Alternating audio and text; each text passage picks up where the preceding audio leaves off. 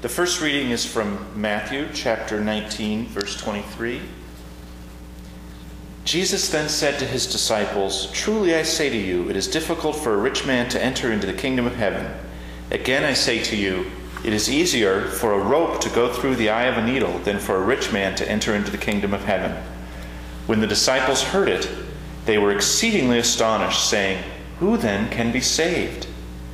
Jesus looked at them and said, "For men, this is impossible, but for God, everything is possible."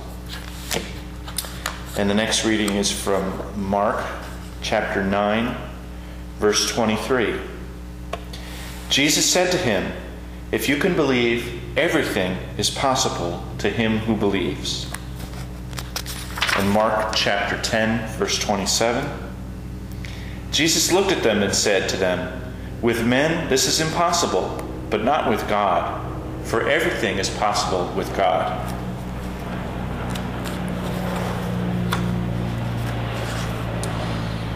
And the next reading, and the final reading, is John chapter 14, verses 12 through 17. "Truly, truly, I say to you, he who believes in me shall do the works which I do, and even greater than these shall he do, because I am going to the Father. And whatever you ask in my name, I will do it for you, so that the Father may be glorified through his Son. And if you ask me in my own name, I will do it. If you love me, keep my commandments, and I will ask of my Father, and he will give you another Comforter to be with you forever, even the Spirit of truth, whom the world cannot receive, because it has not seen him and does not know him. But you know him, because he abides with you and is in me." Here endeth the readings.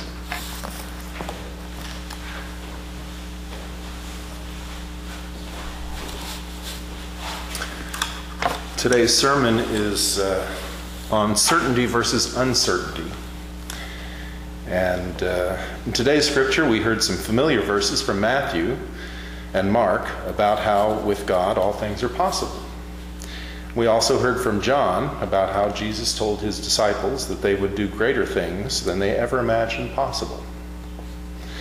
The dictionary definition of the word certainty is quite long, but today I want to use the definition that says certainty means a sure thing, belief in which is based on a thorough examination of all evidence. In life, there are lots of things that are certain. We know that if we touch a hot stove, we'll get burned. We know that if we jump into the water, we'll get wet. If we eat too much, we'll get a stomachache. We can be fairly certain that there are 24 hours in each day, that the sun will rise each day, but we cannot be certain whether it will be warm and sunny or cold and gloomy, whether it will rain, snow, or flood.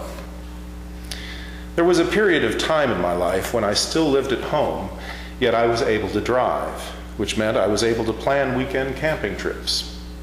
I recall that once the snow melted after winter and the spring came along, I would plan camping trips during the week when the weather was sunny and pleasant. Then Saturday morning would arrive, and I was ready to pack the car, acquire groceries for the weekend, and drive off to some park to go exploring. The only problem was that by Friday night or Saturday morning, it would start raining. My plans were soon revised to put off the camping trip and to go to the movies instead. It seemed that this pattern of sunny and pleasant during the week and cloudy and raining on the weekends was fairly consistent at that time. It got so that it almost seemed a certainty that rain would thwart my plans when I got a chance to go out and explore on my own. Our understanding of weather is that it's fairly random. We know that in the northern hemisphere it's cold in the winter and warm in the summer. We also know that a rainstorm doesn't care about what our plans are or whether the rainstorm might prevent us from going camping. But I recall thinking that this pattern of sunny and pleasant during the week and raining on the weekend seemed fairly consistent at that time. So when I visited Southern California, it became obvious that this was a place where I wanted to live because the weather is so favorable for a greater part of the year. In spite of the possibility of earthquakes, landslides, firestorms, and so on, we have a certain amount of certainty that the majority of our days are going to be warm and pleasant. There are many things that we take for granted as certainties. We get up each day, we turn on the tap and expect pure, clean water to come gushing out of the pipes. We turn on the gas to cook our food. We expect to be kept up to date when we watch the news on television. We expect the grocery stores to have the provisions we need to prepare our meals. We expect traffic lights to maintain an orderly flow of traffic so that when we can get to work or school on time. And provided that we're able to pay our bills on time, we expect that all the services we're accustomed to receiving will be available when we need to use them. What about the uncertainties? There are lots of uncertainties in our lives as well. Aside from the weather, we can't be certain about much of anything. If a water main breaks, we may turn on the tap and get no water. If a gas main breaks, we may not be able to cook our food. If a power transformer burns out, we may not have electricity. If our roads are blocked, trucks may not be able to deliver provisions we expect and need to survive. Fortunately for us, most of these services work in our favor most of the time so that we're not hungry or cold or without the provisions that we need to survive. I suppose the greatest of the uncertainties is how we rely on people. We tend to be creatures of habit. Sometimes we ask someone to do something for us, and our friend is only too happy to comply.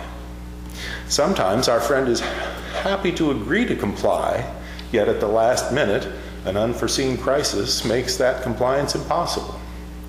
Sometimes we know not to ask a particular person to do something because we know that person won't comply. Over time, we learn what we can expect and cannot expect from other people. And curiously, our expectations change from time to time as people grow and develop new talents and abilities. We learn to know people by their habits, but we're also pleasantly surprised when we see those habits change and become transformed into more responsible people. In the advanced class, we've been studying the lives of the disciples. During the past couple of weeks, we've been studying about Judas Iscariot.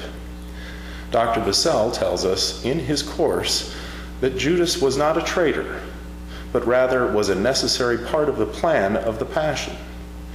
And then until about 397 AD, there was a feast day to celebrate the life of Judas every year.